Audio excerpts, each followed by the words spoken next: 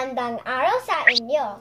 Ako po si Caitlin Maritz mula sa St. Robert na maghahatid ang mahalagang balita mula sa Filipino Star.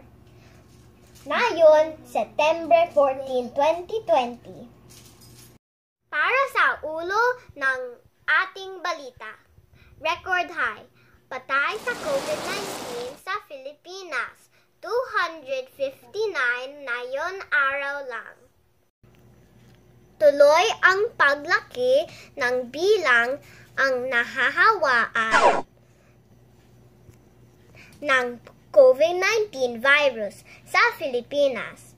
Ayon sa mga datos ng nakalap ang Department of Health ngayon Lunes. Sumatotal umabot na sa 265,888 na apektuhan ng nagsabi virus sa bansa. Sa aking opinyon, hindi tayo dapat matatakot o magpanik sa pagtaas ng bilang ng may COVID-19 sa bansa. Hindi ito nakakatulong.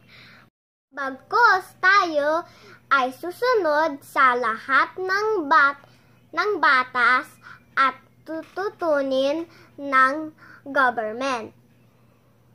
Muli, ito po si Caitlin Maritz, ang inyong tagapag-ulat ngayon araw.